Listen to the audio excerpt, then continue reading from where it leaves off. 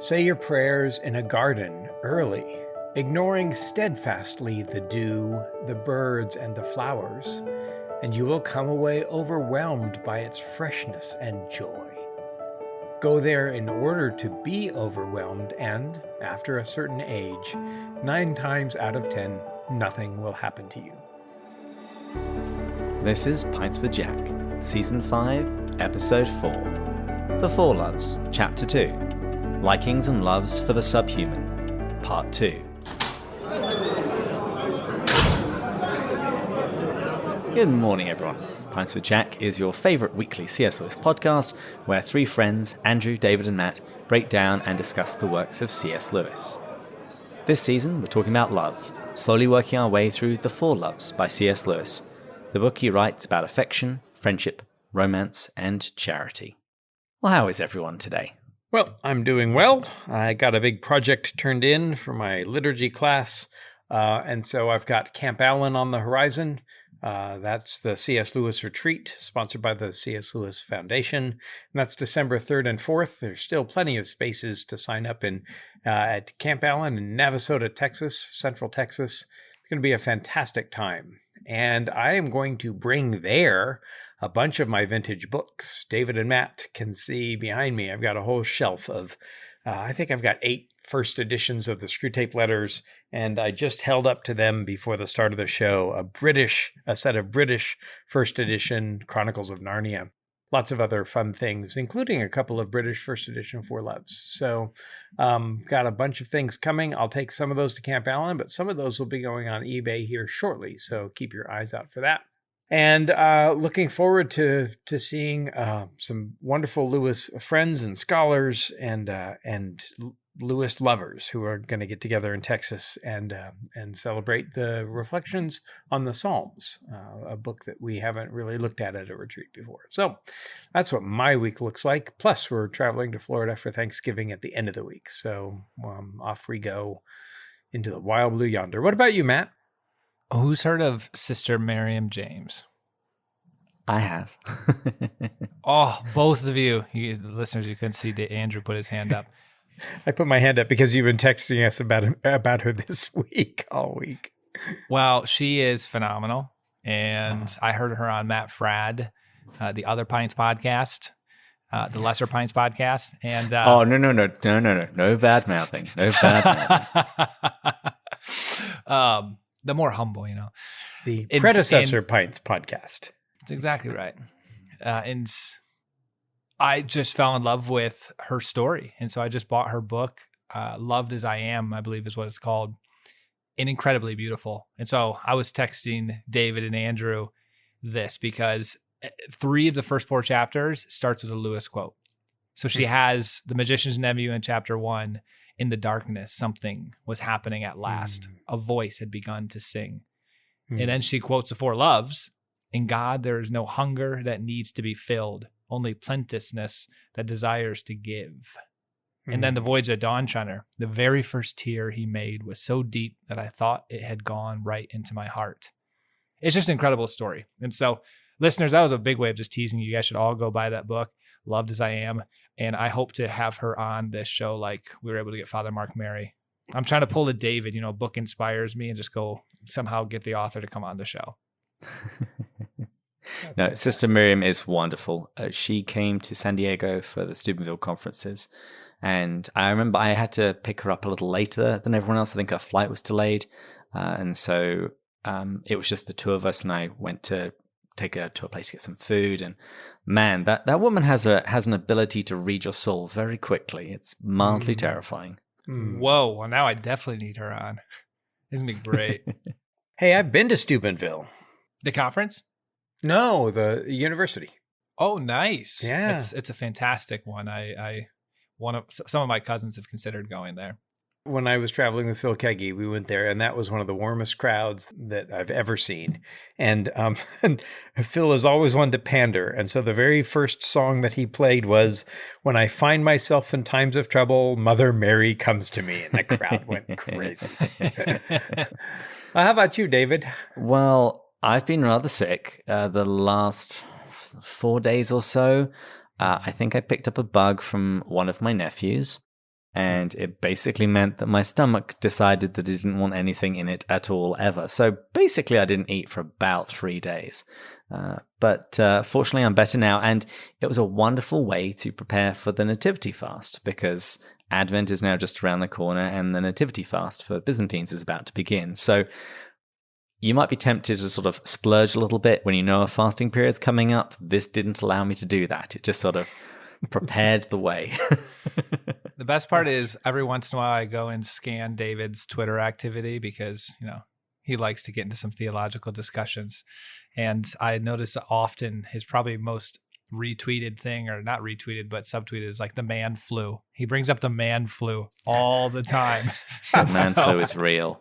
Yeah, I think I've seen you post that 5 or 10 times, actually. Some comment to someone about the man flu.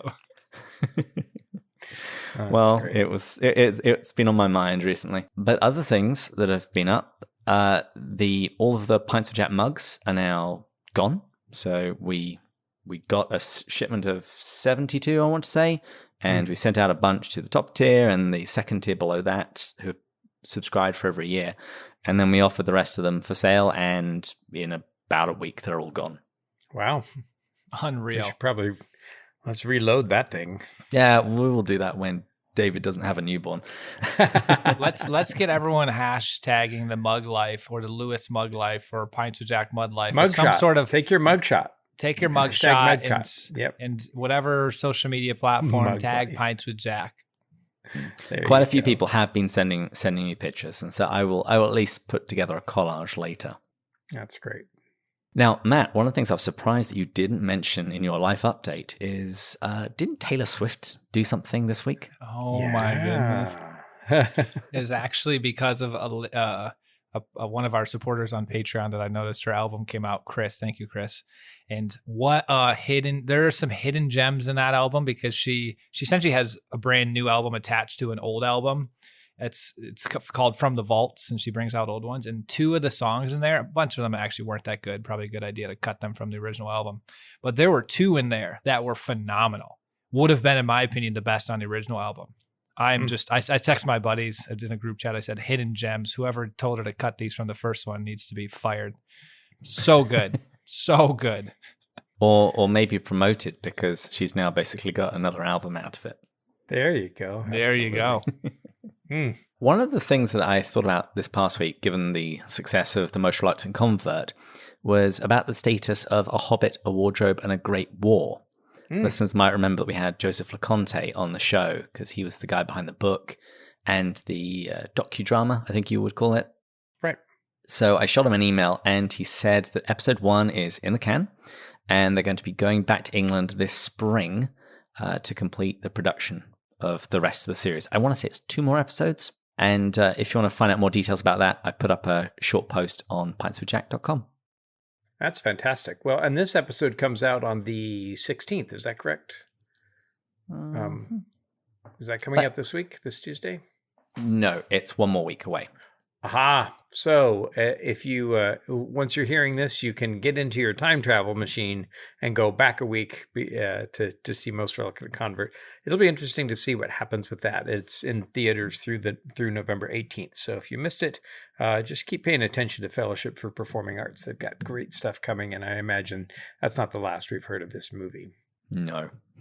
Speaking of tributing to our friends, what else do we have, David? Yeah, the main thing I wanted to mention today is that we thought about putting together a video, and we want the help of our listeners. And this video is going to be in honor of William O'Flaherty, whose website, essentialcslewis.com, and his podcast, All About Jack, are celebrating their 10-year anniversary. Yay! Yeah, well, it's a little longer before we get to do that. So I'm really worried like he passed away or something. I'm like, no, sad. William actually was on our show last season to talk about his Screwtape book, but he also wrote a book called The Misquotable C.S. Lewis. And in it, he debunks many of the common C.S. Lewis misquotations you inevitably find on the internet. And I thought it'd be fun if we each recorded ourselves reading some of the more popular misquotations, and then after each one, we put in a clip of a different listener shaking his or her head and saying something like, "That's not Lewis. That's not Jack." Or how about this? You don't know Jack. You don't know Jack. I was going to leave it to people's creativity as to what they want to do. But if anyone listening would like to be part of this project, all we'd really need from you is for you to send us a video clip of yourself expressing your disapproval at hearing a misquotation. And all the details will be on pintswithjack.com/misquote. So they can just, listeners, you can just do a selfie video, shoot a video on your phone, just shaking your head and, furrowing your brow and saying, "That's not Jack," or "You don't know Jack," or "That's not Lewis," whatever you want. And we'd love to have you join in. So once again, where is that located on our website?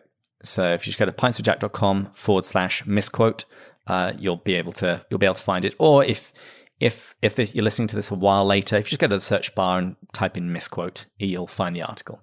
Wonderful. Well, and William O'Flaherty is a great friend to this show. He's an enormous contributor to the Lewis community. He's done so many interviews about with people and essay talks, and it's just a wonderful friend. So I'm looking forward to anything we could do to support him.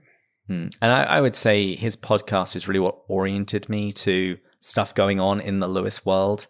And because he very often reposts his old episodes, that was how I started hearing names like Devin Brown, Colin Duryea, etc. But let's get on. What's everyone drinking today? Well, what are you drinking today, David? Well, I'm continuing to work through the New Glarus Brewing collection, and today I'm drinking a classic country lager, which was a collaboration between New Glarus Brewing and Weyermann Malting. And apparently, since both companies have female CEOs, they decided to call this one Two Women. Okay. There we go. So David's drinking two women today. Does Marie know? all of my beers end up sounding very risque. What about you, Matt? What are you drinking? I'm continuing the Lost Distillery series. So I have 3 more to go. This one's called Gaston, which makes me think of Gaston every time. No one drinks like Gaston. He don't think like Gaston. Yeah. Well, I was hoping I was teeing that one up for you guys. Well, Matt sent me a bunch of little sampler bottles, and so I opened one from Wales. Lewis was of Welsh ancestry, and I thought, oh, this will be good. So this is called Penderyn. And there are 3 different ones that he sent me, and of course I went for the peated one right away. Unfortunately, it doesn't have a very high score on the Michael Jackson book. It's youthful cereal and hay. The nose is greeny brown. Sounds revolting. Smoky and rootsy. Not much complexity. Also, the palate is root vegetable. Yeah, so this basically says tastes like dirt. Okay. Yeah. Well, and it smells like acetone a little You're bit. You're welcome. So. When you start realizing what Lewis's real best book is, I'll send you the good stuff. But I know you like second tier stuff, so I figured I'd send you that. Wow. I sent a text to David and Matt this week, listeners, just saying we were having great conversation about The Four Loves. And this is, I think, one of the books that really really changed my life.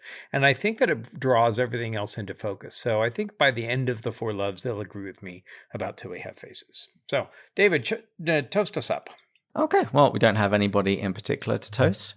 So to all of you listening today, cheers. Cheers. Cheers. Don't tell my wife, but 2 women are very nice. David, easy. We got to bleep that one out. Don't tell this to my wife. Bleep. That's not going to sound any better. That's all right. A little rough, but not too bad for my scotch. So thank you, Matt. Well, let me give the recap where we've got so far in The Four Loves. In chapter 1, Lewis divided love into need love and gift love. He also divided closeness to God into nearness by approach and nearness by likeness. And following this analysis, Jack warned us that when they're at their very best, loves can make divine claims, and if we acquiesce to their demands, they'll become gods, then demons, and then cease to be loves at all.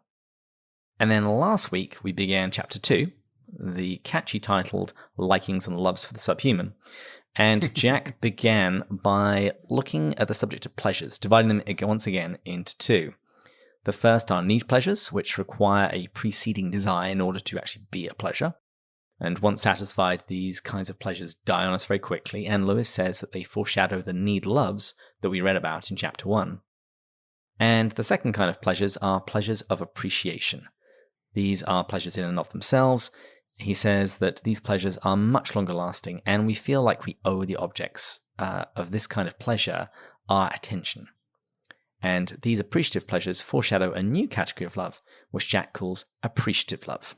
So that was my recap. Do you two have anything to add? Anything else that you think people need to keep in mind? All I will add is this beautiful quote that summarizes it all well. Need love cries to God from our poverty. Gift love longs to serve or even to suffer for God. Appreciative love says, we give thanks to thee for thy great glory. Ah, it's fantastic. Way to go. I was just struck by, as I read this again, Lewis's great distinction that need love and need pleasures are about me. Appreciative pleasures are about something else. So when I drink a glass of water, I needed that. Or when I drink a wonderful scotch, this is a really good scotch, right? So the Even subjectivity. if it tastes like dirt. It tastes like root vegetable. It's actually not too bad. It's got a little greeny to it, and it's warming. So I also am just struck once again at how helpful. I said in my book Mere Christians that C.S. Lewis, when I was a child, he inspired my imagination. But when I became a man, he saved my intellectual life. And reading The Four Loves is one of those things that saved my intellectual life. He taught me how to think. He taught me how to read.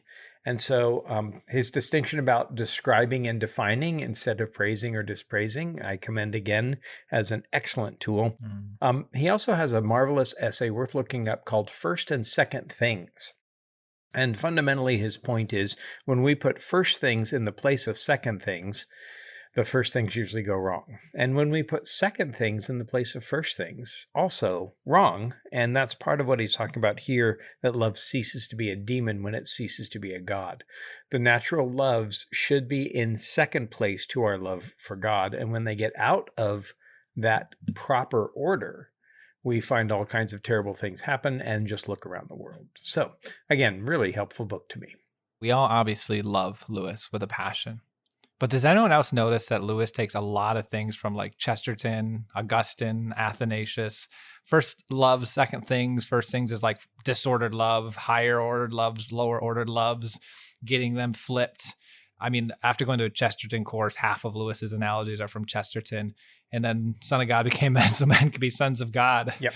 Lewis does a great job repackaging truth in an easily digestible, understandable way. He's transpositional not just about higher things, but he's transpositional because the library of his mind is so incredible.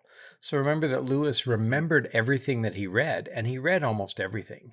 And so what I find is when I read some of these old authors, I find ideas echoed by Lewis, and he's not copying, but all of these authors are kind of continually speaking to him in his head. I mean, he remembered everything that he ever read. So, I think that you're right it's called, the German term is Quellenforschung, is source hunting.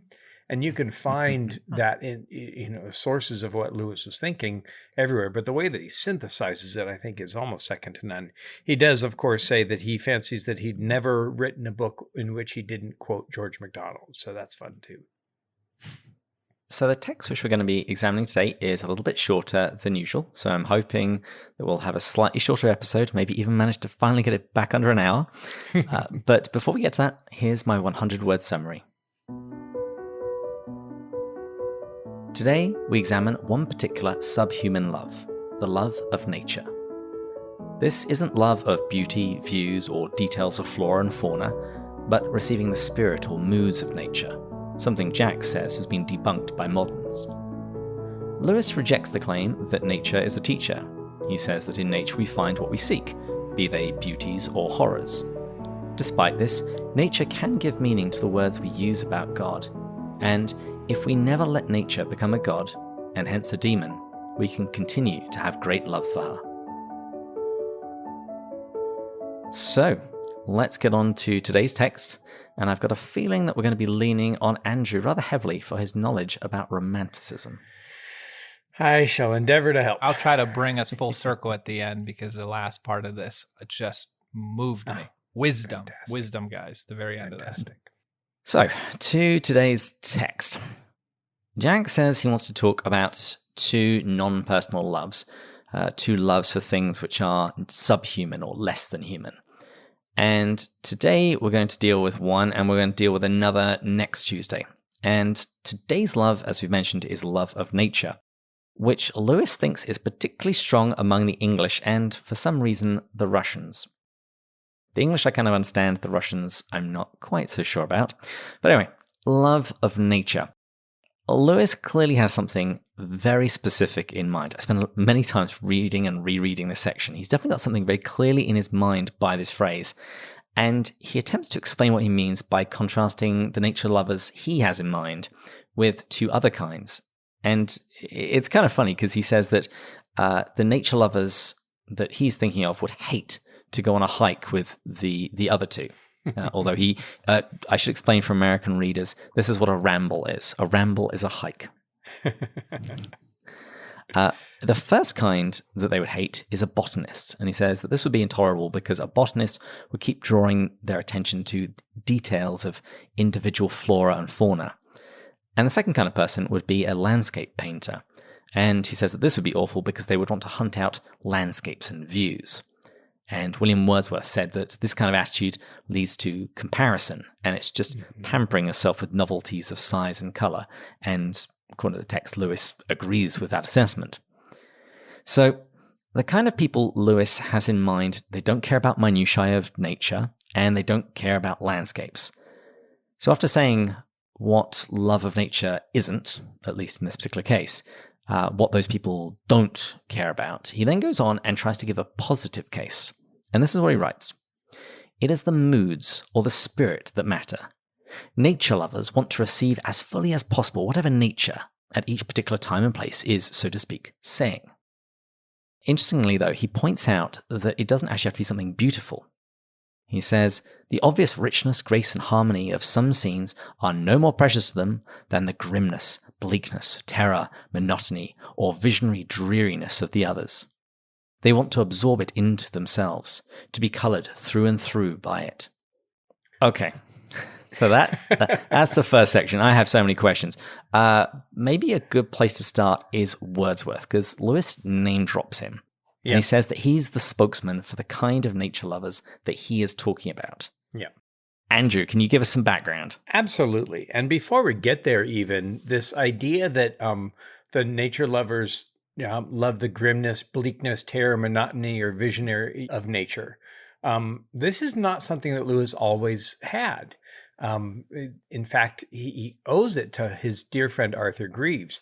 Arthur Greaves and he would go for long walks in Ireland, in their native Belfast, and Lewis loved it when the weather was fine and the scenery was beautiful, but Arthur loved it when the scenery was awful. He loved to rub his nose in like the quiddity, the very quiddity of nature. If it's awful, Arthur said, give yourself over to the awfulness of it. Don't try to make nature give you what you want. Don't use it for your pleasure. Receive it. And this is a lesson that Lewis learned in his teens and extend throughout the rest of his life. In fact, one of his last and greatest books, Experiment in Criticism, he talks about receiving a book versus enjoying a book. The enjoyed versus the contemplated comes in here too. And so Arthur really taught him to let nature be nature, not something that was going to give Lewis some pleasure. I think that the idea of the botanist, there's a quick story about Lewis and his brother Warnie in Malvern in England, walking with Tolkien. And Tolkien liked to stop and examine every leaf and greet every tree. Lewis and Warnie liked to walk really fast and look at the big horizons and take it all in. Tolkien liked to amble along and just, kind of spend his time in the particularities, talking about seeing the trees for the forest. Maybe he found that entertaining. Oh, wow. Wow. That's What's the opposite of slow clap? Oh, slow boo. Just kidding. I was going to say rapturous applause. Why have we gotten into this distraction? Oh dear. Okay, this is getting worse. I recant. Please continue. They stumbled upon George Sayer, who didn't know they were coming for a visit, and Lewis and Warney said, "Capital, you walk with Tolkien. We're gonna stride ahead," which is what he liked. They liked taking it all in. Lewis also loved kind of creating landscapes in his mind, and he was deeply influenced by William Wordsworth. Now, the Romanticism is a period that you can roughly date from about 1800 to about 1900. Romanticism follows the Enlightenment period and kind of this naturalism that can explain everything. So the advent of science leaves the Romantics a little dry, and so they turn to nature for kind of spirituality. They don't turn to nature necessarily for God's spirituality. In fact, part of this Enlightenment and the deism that takes over and transcendentalism and all of this stuff, there's kind of this assumption, as Chesterton said, that the Christian ideal had been tried and found wanting. We have gone past Christianity. So the Romantics look for a spirituality given to them by nature. And part of that is because industrialism is starting to encroach on them. So they kind of flee and turn to nature. And Wordsworth is the one of Lewis's top 10 authors of all times. And so that's a little bit of what you've got. The poets that you would recognize are Wordsworth, Shelley, Keats, Coleridge, and William Blake. These are kind of the big six of Romanticism. And once again, your period is kind of late 1700s, early 1800s, and that gives way to Victorianism in the late 1800s. So Wordsworth talks. Let me just read a little bit from lines composed above Tintern Abbey. He talks about seeing this vista, looking down at Tintern Abbey there in Wales at the Wye Valley, and remembering these beauteous forms that he had seen before, and then remembering how they had encouraged him in subsequent years, and then seeing his sister looking at these forms for the first time, and so he's having this kind of out-of-mind time thing. Nor less I trust to them, to these forms, to this natural beauty that he beholds.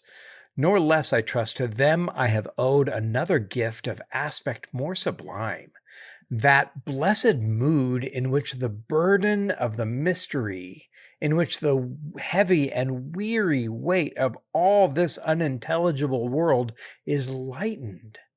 That serene and blessed mood in which the affections gently lead us on, until the breath of this corporeal frame and even the motion of our human blood almost suspended, we are laid asleep in body and become a living soul, while with an eye made quiet by the power of harmony and the deep power of joy, we see into the life of things.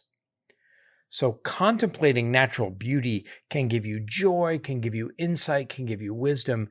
And it's no wonder that Lewis titles his autobiography Surprised by Joy, because it's a sonnet by Wordsworth. Surprised by joy, impatient as the wind, I turn to share the transport, he says. So this idea that nature can really kind of speak spiritually and kind of move through you. That's kind of what Lewis is thinking of here. Does that help at all? That definitely helps me. Can you repeat that one more time?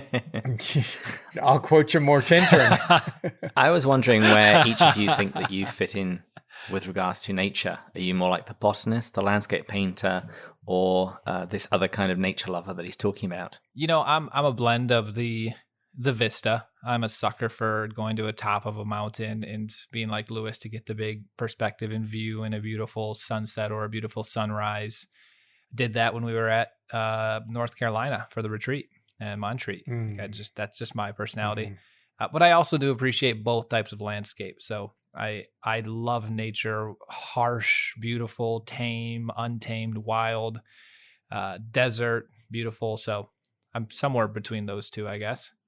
I think I'm probably more the landscape painter because although I'm there and seeing the scene, I'm busy taking pictures so that I can think of them and remember them. So I don't know. I think I'm an appreciator, but I want to capture the moment. And sometimes I have to look up from my picture to make sure to look at the thing. What about you, David? Yeah, I think probably the landscape painter is probably the closer one for me. And I remember when I read Lewis's descriptions of about walking, about the fact that he and his brother would power on, and they would go to a place where they could find a soaking machine. Yes. A place there they would rest and take everything in. Yeah. It wouldn't always necessarily be a complete vista, but it would be a place that where they could rest and just soak it in. Yes, and have a cigarette. So. Naturally. You've got to forgive me, but I need to read just a few more lines from Tintern Abbey. And listeners, I commend to you William Wordsworth's poem, A Few Lines Composed Above Tintern Abbey, this marvelous the ruins of this Welsh abbey, this monastery. And see if you don't hear Lewis in this, and see if you don't hear romanticism. This is Wordsworth. And I have felt a presence that disturbs me with the joy of elevated thoughts, a sense sublime of something far more deeply interfused, whose dwelling is the light of setting suns, and the round ocean, and the living air, and the blue sky, and in the mind of man, a motion and a spirit that impels all thinking things, all objects of all thought, and rolls through all things.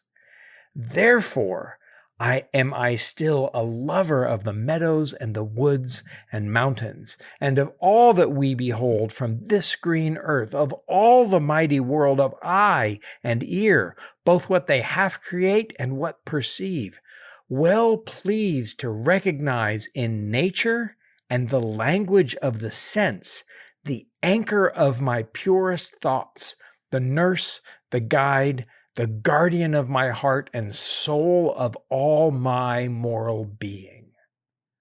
So that's romanticism right there. I find all my morality and the spirit and the joy wrapped up in my contemplation of nature. And Lewis says that this kind of love of nature was praised the heights in the 19th century, but like much else, gets debunked in the 20th. And he actually says this actually isn't all bad. While he's willing to absolutely concede that Wordsworth is this great poet, he thinks he's a pretty pathetic philosopher who said some very silly things. In fact, he calls him a philosophaster, which is a name for someone who merely just dabbles in philosophy. And he identifies two things which Wordsworth said that he thinks are silly. The first is that flowers enjoy the air they breathe, and therefore they also feel pains as well as pleasures. Andrew, did he actually believe that, or is he just being a poet? Wordsworth? Yeah. I don't know. I don't think, and I think that Lewis is right, I don't think Wordsworth thought about it well enough. And Wordsworth is not so much about the philosophy of it, but the experience of it and then expressing it poetically. And so I'm not all that sure. I got to give it to Wordsworth, though, because he would go tromping out on the heath and he would write literally thousands of lines of poetry and memorize them on his walk and then come home and write them down. When he busied himself with that sort of thing, he was at his best. When he starts doing what's out of his field, not too much to talk about. Lewis has a similar sentiment when he condemns Freud for talking outside of his field.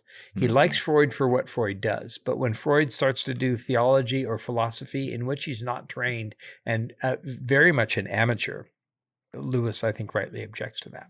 Well, the second Wordsworthian idea which Lewis rejects is that people can be taught moral philosophy by an impulse from a vernal wood.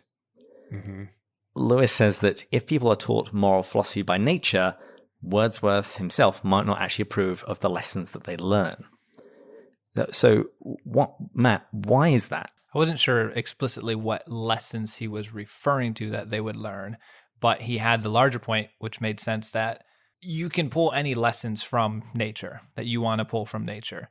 And so he talked about how Christians, this might be a little bit later too, but he talked about how Christians can pull their lessons from nature. You can bring your philosophy or worldview there and you can get all of those lessons. But then also the dark gods and their blood, which I don't exactly know what he's referring to there. I assumed it was like our animal instincts or something, or actually that, or because he does refer to something later with instinctive nature around that. I would say it's the base parts of our human nature.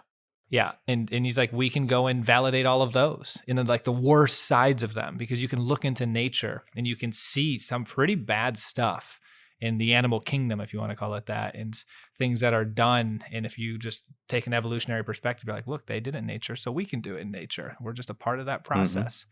So I don't know exactly what specific things he was referring to there, but generally speaking, I think that principle, you can take the good and the ugly from nature if you want. I think we should also keep in mind that Lewis writes this after Tolkien writes The Lord of the Rings. And I think you can look to the elves of Rivendell as kind of examples of how to do it right, and look to Saruman as how to do nature the wrong way.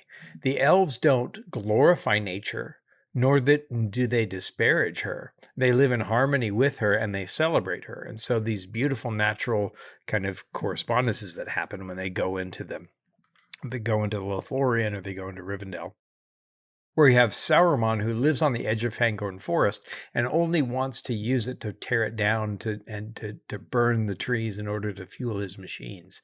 And so I think that Lewis is debunking Wordsworth rightly, that it's, I think Wordsworth didn't pay enough attention to Shakespeare, Shakespeare said that nature holds up a mirror to the world.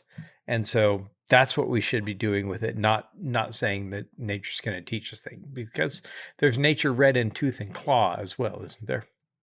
Exactly. And the thing it put me in mind of was this passage from Mere Christianity, where Lewis has been talking about the moral law. And he says, we have two bits of evidence about the somebody behind the moral law. One is the universe that he has made. If we use that as our only clue, then I think we should have to conclude that he was a great artist, for the universe is a very beautiful place. But also, he is quite merciless and no friend to man, for the universe is a very dangerous and terrifying place. Yes. So if we just come to nature by itself, which lesson it'll teach us is really which lesson we want to hear. Well, and remember that Lewis is too kind of, if I'm correct, he wants us to see things more clearly. So this call of nature to look, to listen, and to attend, I think nature teaches us how to pay attention. And I think that's always going to be a good thing. Yeah, he says that the idea of nature being a teacher can be grafted in to this love of nature, but it's not a central constituent part of it. The quotation, I just want to give a little bit before it, because I think that is the key line. He says, the moods and spirits of nature point no morals. Overwhelming gaiety, insupportable grandeur, somber desolation are flung at you. Make what you can of them, if you must make at all. The only imperative that nature utters is look, listen, attend. And that's him. Am I correct? That's him saying that's what we're supposed to do with nature. So up until this point, he's discussing all these different groups that are either taking it to one extreme, to another extreme, going too far one way, another. And he's just saying there's stuff we take from it, look at it, listen to it, attend to it, but let's not make too much out of it. Is that really what he's saying here? Absolutely. St. Francis is right that nature is our sibling, and nature is a fellow creature, but nature is also desperately fallen. There's a thorn in the ground, right? And so nature should tell us a little bit about our spiritual condition, but it's not there to kind of teach us. It's there to reflect what has been happening and what has gone on. And so I think that's part of what he's going for here. Yeah. St. Paul speaks about nature also groaning in travail. Sure. That it is alongside us insofar as it can reveal some things, but it itself is also broken in some respect. And Lewis says that call to look, listen, attend is often misinterpreted, and then people set about constructing theories about God or pantheism or even atheism. And he says, if you want theology or philosophy, go to philosophers or theologians, not nature. Right. And not poets about nature. Even worse. But that does raise the question, what is it then that nature gives us? And Lewis says that whether you are a romantic or someone more of the dark gods in the blood variety, someone who sees the brutality and barbarousness of nature and thinks that's wonderful and wants to embrace it. So whether you're a romantic or the dark gods and the blood type, he says what you get from nature is an iconography, a language of images, not just visual images, is the moods or spirits themselves, the powerful explosions of terror, gloom, jocundity, cruelty, lust, innocence, purity. And he says that he's not talking about using nature as like a simile or a metaphor, but rather using it to fill, or I think the better word he uses is incarnate, our beliefs and in the words that we use. He gives some examples such as glory and fear of God. He says, without nature, I wouldn't know real what content to give those words. And he even says that if nature had never awakened certain longings in me, huge areas of what I can now mean by the love of God would never, so far as I can see, have existed. I think that you also have to take in mind Psalm 19, which was Lewis's favorite. And it says, the heavens declare the glory of God. So nature is in some ways kind of a reflection of what's going on in this great drama of creation. And I think that reflects in what he's doing in Paralandra, in what he's doing in Out of the Silent Planet, what he's doing with the Fisher King. This ancient legend of the medieval Arthurian Fisher King is that the king and the king's health exactly corresponds to the health of the nation. Right? The health of the land. And so the land and the soul are connected. And we are all creatures, and we're all reflecting not only the glory of God, but the fallenness of all of creation because of what happened in the garden. So I think that that's worth keeping in mind. Yeah. I would say we're back to nearness by approach and nearness by likeness. The heavens declare the glory of God. Nature declares the glory of God in a certain way very clearly. That's great. That's really great. But so can humans. Right. In a certain way. But there's another way of reading it. Right. Nature doesn't offer a nearness by approach.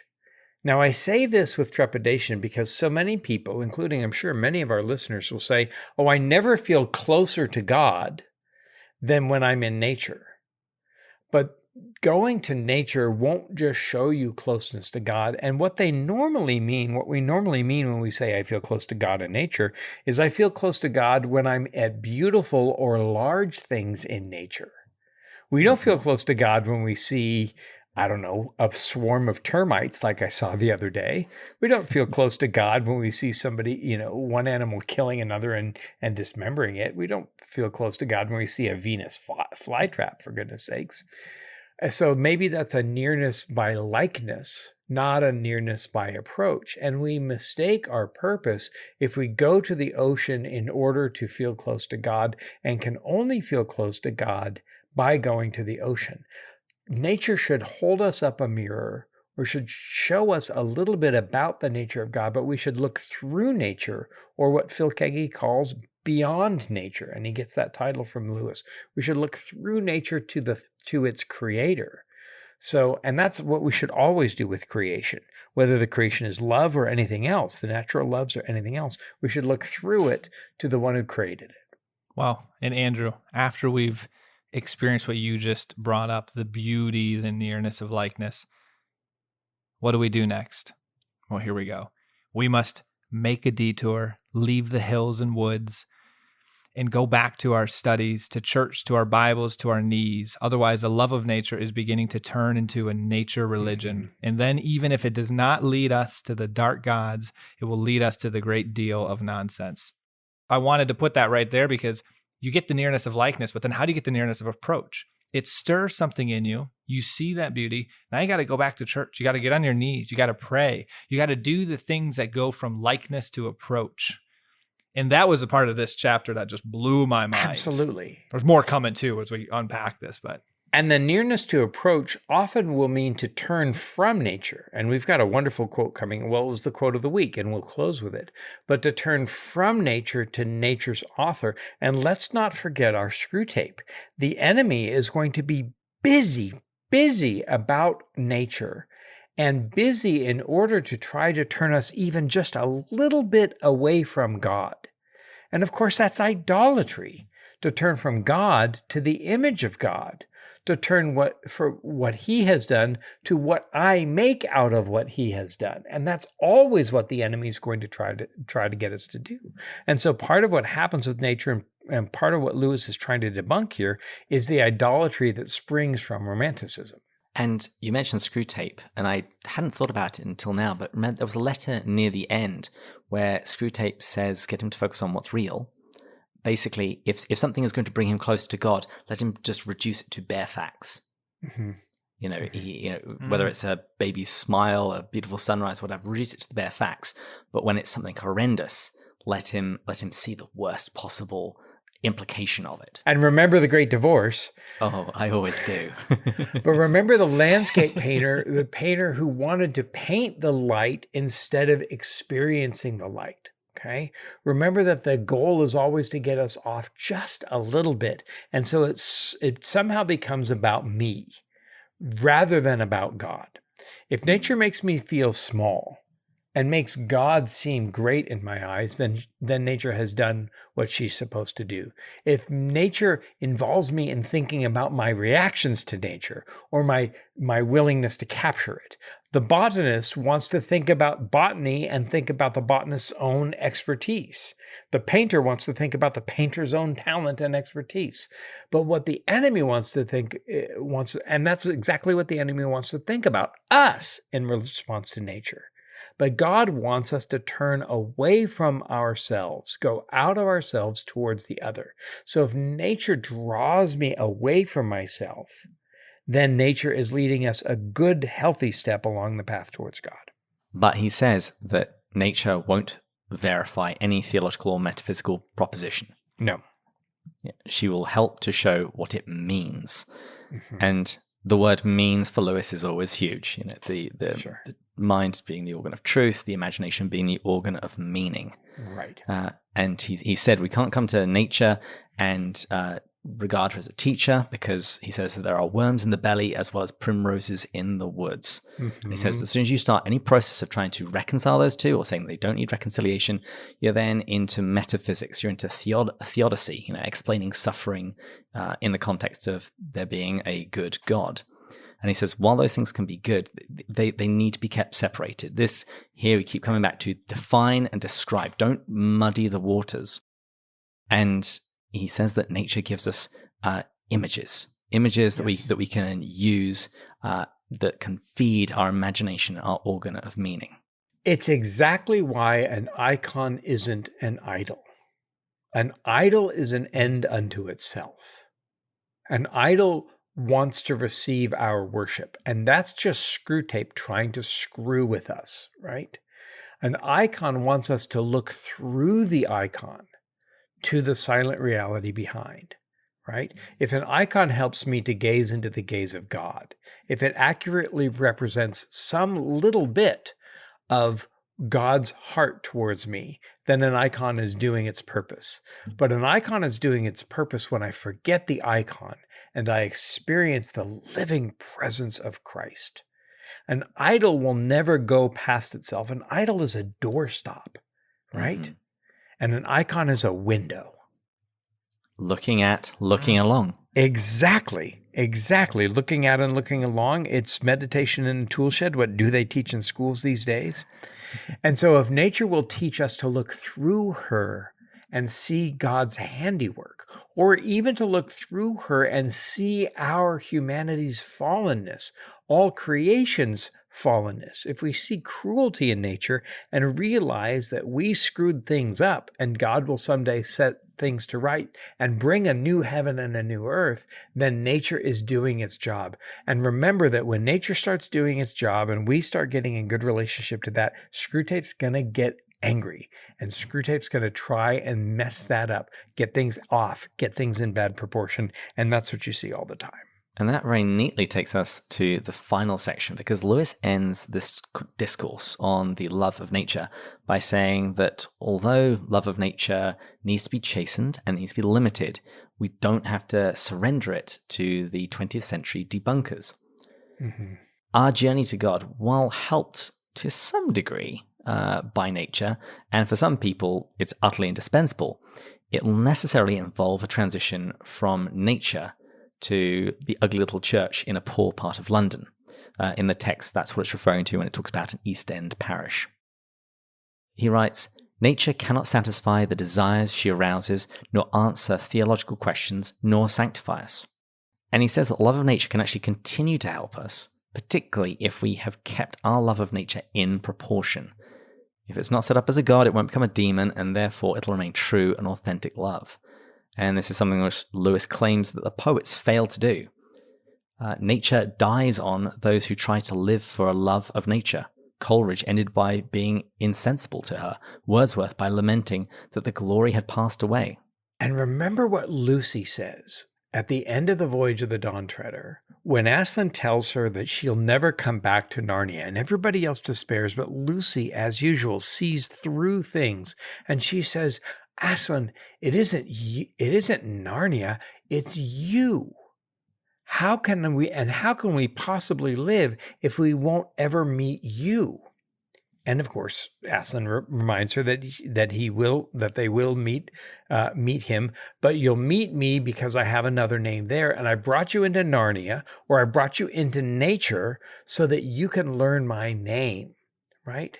And so it's all about him. And when nature marshals us to him, it's doing its job. When it does anything else, it's a tool of the enemy.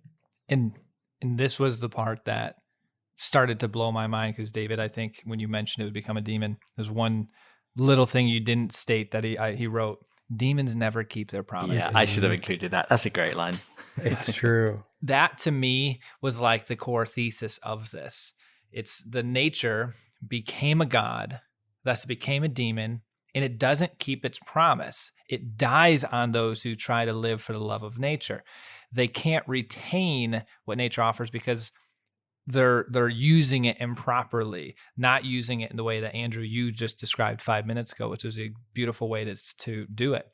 And it made me think of so many, he's using this all in love of nature, but it made me think of everything else that we turn into gods that thus become demons, like sexual lust, like food or gluttony, alcohol, drunkenness. And what happens? We go to them assuming they're going to give us comfort, validation, pleasure, happiness, joy, and it never keeps its promises.